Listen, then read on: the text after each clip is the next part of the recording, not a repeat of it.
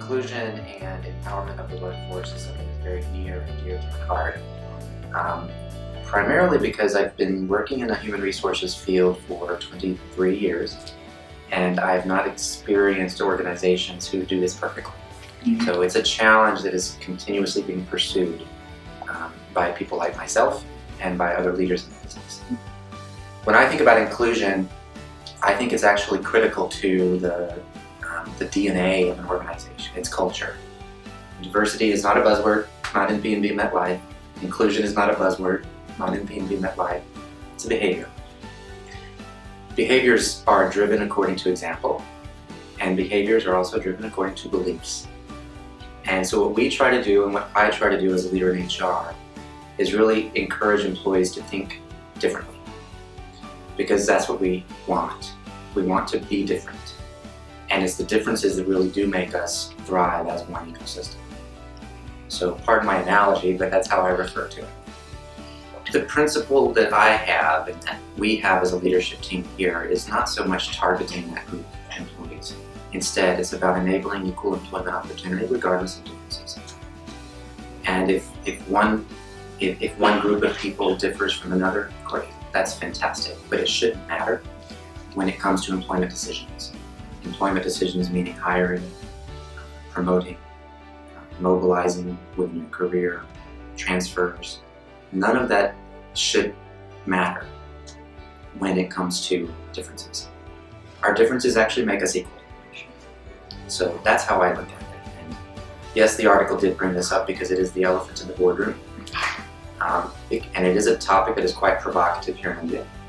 And I'm interested in engaging in that dialogue because that's how success is achieved, is by conversations. And until we start having these conversations across the country and raising awareness and just inviting more discussion about it, there will never be success. So that was the aim. We are all different, which is great because we are all unique. Without diversity, life would really be boring. So personally, I've been diagnosed with polio when I was 3 months old, right? So life wasn't that much easier, But luckily for me, in a professional way, I have never faced any company or any organization who has thought that I couldn't be at par with them, right? Because I also play sport, right, for the national team. And because of that, my schedule is a bit difficult, right? Because I have to juggle work and then practice and then international competition. But to be very honest, all the corporation, all the organization has been very, very helpful, right? They have, they knew that hiring me will have some kind of a downside, because I may not be able to work 8 to 10 hours every day. But right. So they knew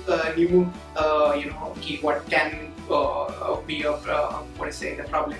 But they have accepted it, and at the end they have just looked at my capabilities and not my disabilities.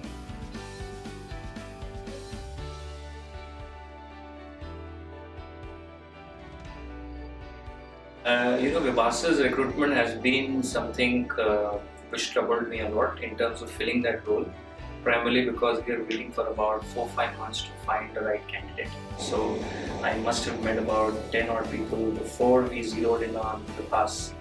And I think like in case of any other candidate, you would want to identify the approach, the attitude and the technical aspect of the role more than anything else. So I think those were the factors which mattered most. Millennials actually want accountability, responsibility, as well as they want flexibility and freedom. And those are aspects that work with me as well. And I would want to impart that to my team.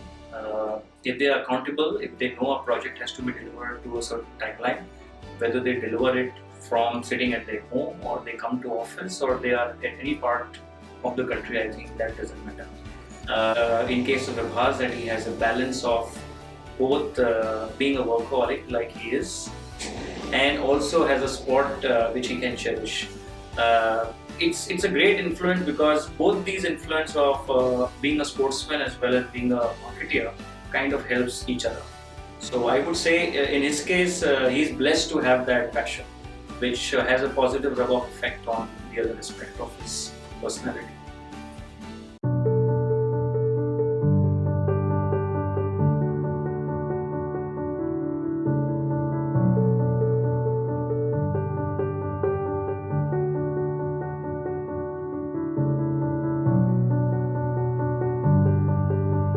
हम विश्व के युवा देश हैं। दुनिया के बहुत देश हैं जहां समृद्धि बहुत है,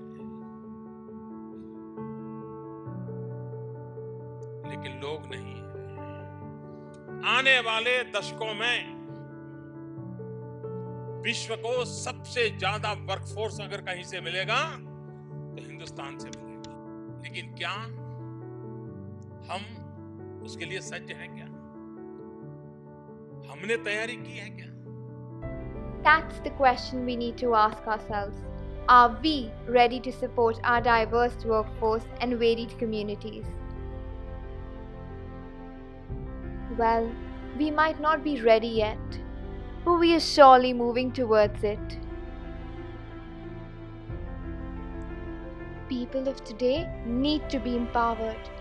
They need to be trained so that they can find their utmost capabilities, irrespective of who they are and where they come from.